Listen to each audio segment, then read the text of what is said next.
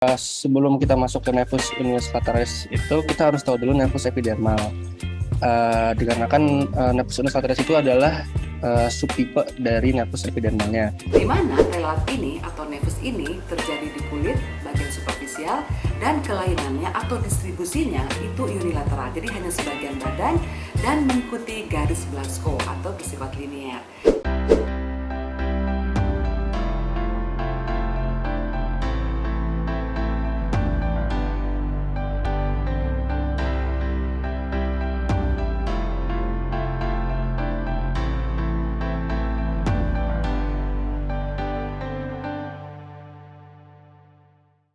Assalamualaikum warahmatullahi wabarakatuh. Halo pemirsa, kali ini saya akan dibantu oleh mahasiswa kedokteran Universitas Yarsi yang bernama Al Golarismi.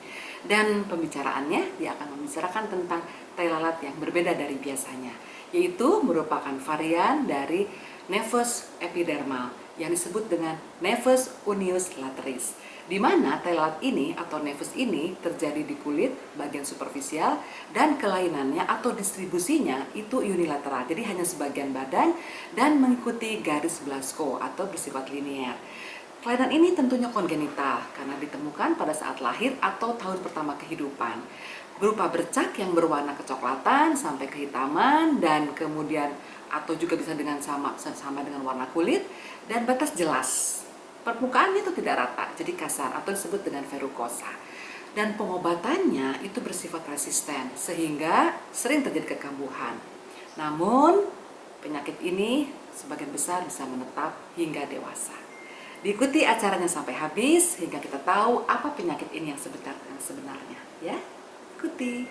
Bismillahirrahmanirrahim. Assalamualaikum warahmatullahi wabarakatuh. Pertama-tama terima kasih atas Dr. Nenden atas waktunya untuk bimbingan referat hari ini. Perkenalkan, nama saya Al Golarismi. Saya akan melakukan presentasi referat saya yang berjudul nevus unius lateralis.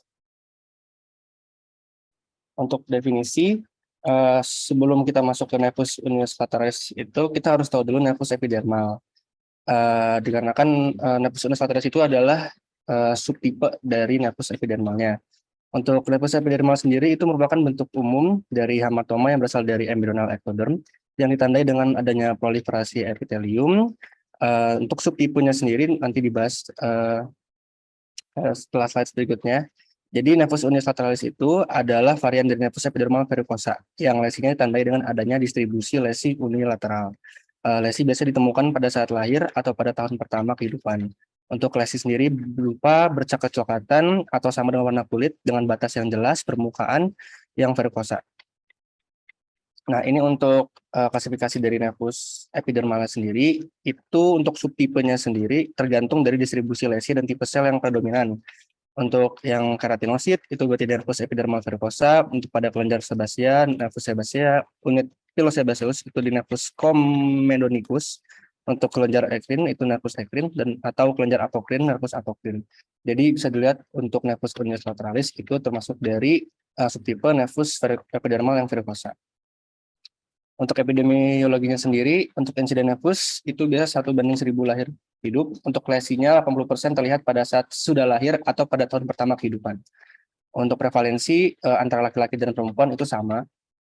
Di antara lalu juga di Rumah Sakit Mental Amerika di antara 10.000 pasien dengan tumor dilaporkan ada 4 kasus nevus unius lateralis sebesar 0,01%. Untuk etiopatogenesisnya sendiri, mekanisme terjadinya nevus unius lateralis itu dapat diterangkan secara genetik, diturunkan secara somatic mosaicism, yang didapatkan dua populasi sel kulit yang mengandung gen dari ayah dan gen ibu. Untuk beberapa penelitian lainnya menyatakan bahwa adanya mutasi gen pada keratin 1 dan keratin 10 pada saat proses embriogenesis yang berperan terhadap proses terjadinya nevus unius lateralis. Ini untuk manifestasi klinisnya. Berapa karakteristik nevus epidermal verrucosa antara lain adalah distribusinya lokal atau difus, letaknya saling berdekatan, warna sama dengan kulit atau coklat keabuan, batasnya jelas, berbentuk papul verrucosa. Beberapa lesi juga dapat bersatu membentuk plak papilopatus. Dan untuk distribusinya sendiri biasanya itu mengikuti Blanchard line yang hubungannya tadi sama yang genetik dari mosaicism. Line 156 untuk nevus unius lateralis bisa mempunyai gambaran klinis berupa linear, distribusi unilateral dan separuh badan. Ini bisa lihat gambarnya. Ada papul, varikosa multiple bergelombolan sebagian menyatu yang membentuk plak yang menyusun secara linear mengikuti garis Blaskov. Untuk cara diagnosisnya, tentunya diagnosis klinis itu standar emas sampai saat ini, tapi namun demikian dalam beberapa kasus biasanya biopsi perlu dilakukan untuk memastikan diagnosis karena secara histopatologi itu banyak gambaran-gambaran yang menyerupai dengan gambaran histopatologi dari Nevus unilateralis. Untuk gambaran histopatologinya Nevus unilateralis sendiri, itu 60% diantaranya menampakkan gambaran hiperkeratosis, papilomatosis, dan akantosis. Ini contoh gambarannya, di mana lapisan epidemisnya ada menunjukkan gambaran hiperkeratosis, papilomatosis, dan akantosis. Untuk diagnosis banding, pertama itu ada lichen 100.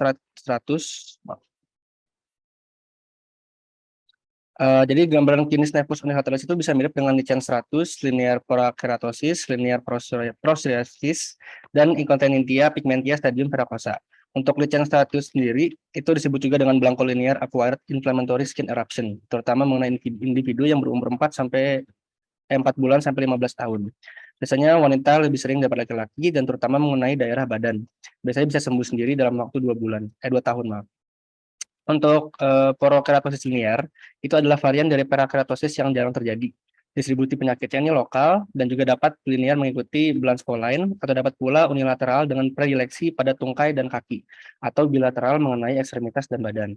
Untuk psoriasis linear, itu adalah bentuk psoriasis yang sangat jarang ditemukan. Lesi biasanya linear, ditandai dengan makula eritematosa, fenomena Koebner, skoma yang tebal, dan fenomena Karsfleck. Untuk incontinentia pigmentia stadium veracosa atau juga dikenal dengan Bloch-Berg syndrome, itu merupakan kasus yang jarang juga diturunkan secara X-linked, sering bersamaan dengan kelainan pada mata, gigi, dan sistem saraf pusat. Untuk tata laksana, untuk sekarang terapi tentunya itu dasarnya bertujuan untuk menghalangi lesi. Untuk terapi yang dilakukan bisa menggunakan laser ablatif, elektrovulgurasi, kairoterapi, dan pengupasan kimiawi yang dapat menyebabkan lesinya hancur. Juga dapat diberikan asam retinoid dan kalsium protein topikal yang juga dapat digunakan sebagai terapi dan dilaporkan untuk Nevus unilateralis sendiri itu angka referensinya yang cukup tinggi. Ini contoh tata laksana yang mungkin paling sering dilakukan, yaitu adalah dengan menggunakan dengan bedah listrik menggunakan ujung kauter atau metal wire dengan arus listrik yang langsung. Untuk prognosis sendiri, seperti tadi yang sudah disebutkan, untuk nevus epidermal itu rekurensinya itu tinggi, bisa muncul lagi dalam beberapa bulan hingga beberapa tahun setelah pengobatan. Untuk linear epidermal nevus atau Nevus unilateralis, itu juga dimiliki kemungkinan transformasi ke arah keganasan pada 10-15% kasus. Di antara lain bisa menjadi karsinoma sel squamosa dan juga karsinoma sel basal. Pada kasus dilakukan komunikasi informasi dan edukasi mengenai kemungkinan rekurensi sehingga pasien dan keluarga dapat melakukan evaluasi lesi dengan cermat dan berobat bila terjadi rekurensi. Ini untuk daftar pusaka yang saya ambil. Terima kasih. Mohon maaf bila ada kesalahan. Assalamualaikum warahmatullahi wabarakatuh. Demikianlah tadi penjelasan dari Algolarismi. Jadi kita tahu sekarang bahwa kelainan ini memang tidak menimbulkan masalah yang serius, namun mengganggu secara kosmetis. Dan kita harus tahu bagaimana kalau kelainan ini terjadi, karena kelainan ini tentunya adalah kelainan yang bersifat kongenital dan beberapa dari kepustakaan dapat dikatakan bahwa kelainan ini bisa berkembang menjadi keganasan. Jadi waspadai kelainan ini agar tidak terjadi keganasan. Demikianlah pemirsa, jangan lupa videonya di subscribe, like, share, dan komen. Semoga bermanfaat. Wassalamualaikum.